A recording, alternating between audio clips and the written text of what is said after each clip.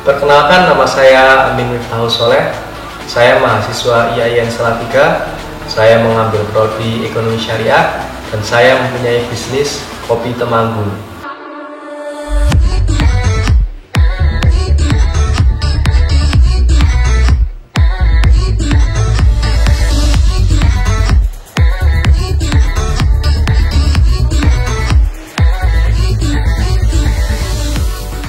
Jadi nama produk saya itu saya beri nama Femin Coffee.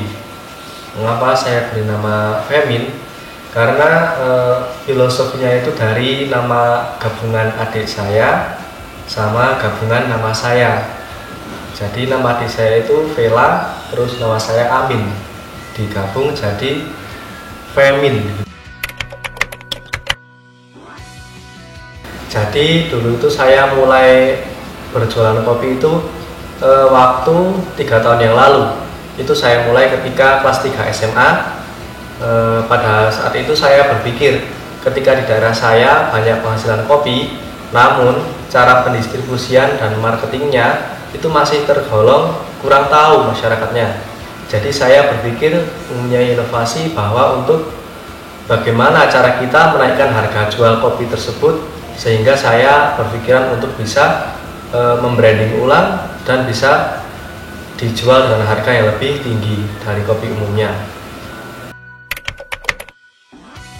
Jadi cara saya dalam menaikkan harga kopi tersebut, pertama, dari yang awal mulanya kopi itu dijual berbentuk green bean dan juga dengan kualitas yang sangat rendah atau asalan, itu saya tingkatkan ke tingkat grade 1, atau kopi itu harus kita petik merah.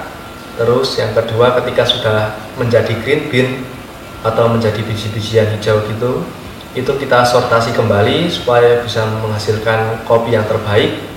Terus yang ketiga, kita roasting. Ketika udah roasting jadi roast bean, terus kita jadiin bubuk. Nah, ketika jadi bubuk itu nanti kita jual ke konsumen, itu bisa menjadi lebih naik harganya daripada yang awal mulanya green bean atau roast bean. Jadi kami punya produk dua, yaitu dari jenis Arabica sama jenis Robusta.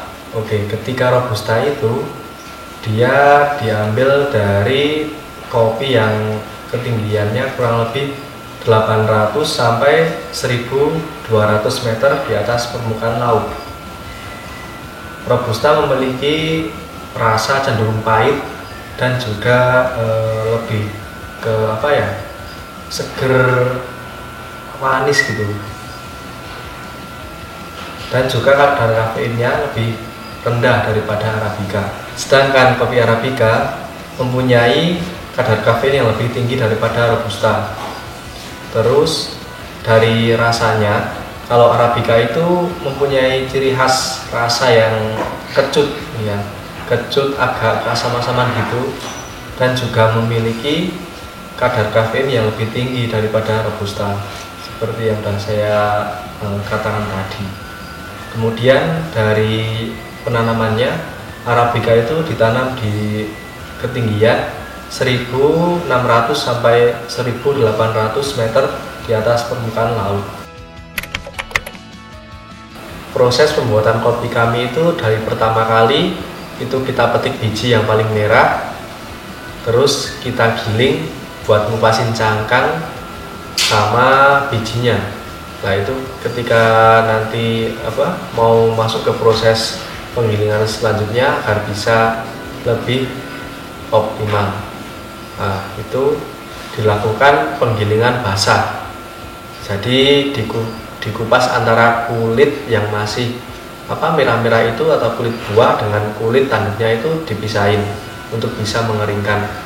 Nanti kalau udah kering, itu prosesnya lanjut ke pengupasan kulit tanduk dengan green bean.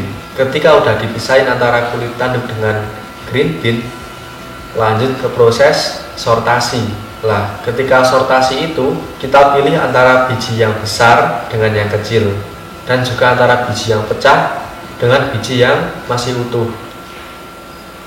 Ketika udah terkumpul biji yang besar dan utuh, nanti kita masuk ke level roasting hingga menjadi roast bean. Nah, ketika di level roast bean itu kita bedain ada 3 macam. Yang pertama ada level medium, yang kedua medium to dark, dan yang ketiga adalah dark. Ketika kebanyakan permintaan dari konsumen lebih suka dari level yang medium. Mengapa? Karena ketika level medium itu rasa kopi masih cenderung natural dan juga tingkat kepahitan tidak terlalu terasa. Seperti itulah produksi kopi kami. Untuk proses marketing kita gunakan sistem beli, bayar, baru kita kirim. Ketika itu proses transaksinya online. Jadi ketika mereka order, mereka langsung mentransfer, terus kita kirimkan barang. Ketika bukti transfer itu sudah kita terima. Terus kalau marketingnya sendiri, kita gunakan beberapa akun media sosial seperti Shopee, Tokped, Instagram, dan juga Facebook Marketplace. Untuk sosmed yang paling maksimal menurut kami adalah Facebook Marketplace, karena Facebook Marketplace itu adalah salah satu-satunya sosmed yang bisa digunakan untuk jualan dan itu gratis. Dan juga di situ jangkauannya sangat luas. Apalagi ditambah iklan atau promosi itu yang berbayar, itu jangkauannya bisa semakin luas. Tinggal kita posting, kita cantumin nomor WA kita cantumin harga produk kita cantumin kekurangan dan kelebihan produk kita, maka otomatis nanti pembeli akan menghubungi lewat kontak person yang kita sediakan. Dan itu yang menurut kami paling optimal. Selain online, kita juga bisa menyediakan offline, yaitu dengan cara setiap pembeli atau konsumen itu datang ke rumah saya. Jadi saya belum memiliki kantor dan saya juga belum punya toko offline.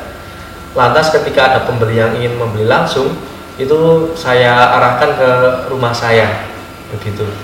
Jadi mereka bisa interaksi langsung dengan saya. Kecuali pada masa seperti ini, masa pandemi COVID-19 ini, kita masih melayani menggunakan sistem online. Jadi target pasar kami itu agak lain dari yang lain. Kenapa? Karena kami itu menuruti permintaan konsumen. Jadi ketika seperti kafe-kafe itu biasanya mintanya kopi yang masih bentuk green bean sama roast bean, karena mereka punya alat grinder sendiri. Jadi kalau level yang green bean itu kami buatin yang grade 1. Lantas bagaimana grade 1 itu? Grade 1 itu adalah kopi yang udah pilihan. Dipastikan di situ adalah green bean dari hasil petik merah dan juga sudah sortasi. Jadi kopi kami ketika mau dibawa ke kafe itu sudah terjamin kualitasnya. Ketika target pasarnya itu seperti seorang mahasiswa atau masyarakat umum, itu biasanya kami berikan yang sudah powder atau yang bubuk. Mengapa demikian? Karena mereka itu lebih memiliki alat yang seadanya, tidak seperti kafe atau kedai pada umumnya yang memiliki alat grinder atau alat penghalus kopi. Jadi mereka itu agar bisa langsung bikin kopinya gitu. Lantas yang ketiga adalah target pasar kami itu ke pondok pesantren. Mengapa saya katakan demikian? Karena setiap pondok pesantren itu pasti butuh kopi. Karena di waktu ngaji atau ada majelis-majelis perkumpulan para kiai itu sudah seperti tradisi wajib. Kopi itu ada di situ. Dan itu kami masukin. Kita lobby ke pesantren-pesantren dan kita bikin kerjasama, lalu kita yang nyuplai kopi, mereka yang beli gitu. Jadi kalau dari pandangan saya itu punya gambaran ketika nanti saya sudah selesai kuliah, saya ingin mendirikan suatu coffee shop Jadi di situ nanti akan saya buat 2 tempat. Yang pertama itu kafe atau mungkin kedai ya, nanti bisa. Nah, dan di situ kita adain satu lagi itu buat supplier atau penyedia. Jadi kalau yang kafe itu buat yang langsung bisa dinikmati untuk konsumen kalangan umum, dan yang kedua itu buat supplier atau buat kafe-kafe lain. Kan kalau ketika di di suatu tempat itu pasti ada yang butuh kopi. Misal kafe mana, kafe A, kafe B di daerah Salatiga atau di daerah Semarang itu pasti butuh kopi, dan itu bisa kami ambil peluangnya. Mengapa saya pilih kafe? Karena pada zaman sekarang ini ngopi itu tidak hanya sekedar kebutuhan, tapi juga gaya hidup. Jadi ketika orang nggak ngopi itu kayak masih ada yang kurang. Karena apa? Ketika remaja-remaja ngopi itu bukan hanya menikmati, tapi juga mengambil sisi-sisi seni di sana. Ada yang mau buat konten Instagram, ada yang buat konten YouTube, maupun buat nugas dan lain sebagainya. Maka dari beberapa peluang itu, harapan saya nanti ke depan saya itu akan membuat sebuah kafe atau kedai. Harapan kedepannya semoga usaha saya ini lebih lancar dan lebih berkembang, dan apa yang saya cita-citakan tercapai. Dan untuk teman-teman yang lagi memulai usaha, kalian harus bisa lebih semangat, lebih optimis untuk bisa berhasil. Karena apa? Karena ketika nanti kalian sudah memulai usaha, itu akan kalian alami sebuah proses di mana akan mengalami adanya kesulitan, kegagalan, ataupun nanti di situ kalian akan merasa jenuh. Dan ketika melewati itu, pesan saya tetap optimis dan juga tetap yakin dan tetap berdoa semoga kita bisa sukses.